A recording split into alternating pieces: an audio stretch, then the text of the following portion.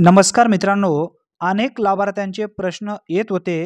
मुख्यमंत्री माझी लाडकी बहीण योजना ही कधीपासून बंद होणार आहे?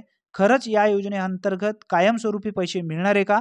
याबद्दलची पूर्ण माहिती राज्याचे मुख्यमंत्री एकनाथजी शिंदे साहेब यांच्या माध्यमातून स्पष्टपणे माहिती देण्यात आली आहे. ती पूर्ण माहिती आपण या ठिकाणी सविस्तररित्या समजून घेणार आहोत. त्यासाठी नक्की व्हिडिओ शेवटपर्यंत पहा.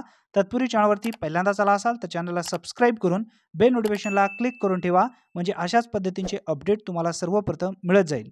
मुख्यमंत्री माझी लाडकी बहीण योजना ही अत्यंत महत्त्वाकांक्षी व क्रांतिकारी योजना आहे.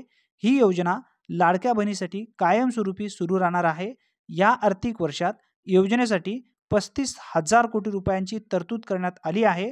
राज्याची आर्थिक स्थिती जसजशी मजबूत होत जाईल तसे सद्यस्थितीत असणारी दरमहा 1,500 रुपयांची रक्कम वाढवत जाऊन टप्प्याटप्प्याने ही रक्कम 3,000 रुपयापर्यंत करण्यात येईल, अशी ग्वाही मुख्यमंत्री एकनाथ शिंदे लाडक्या बहिणींना दिली आहे.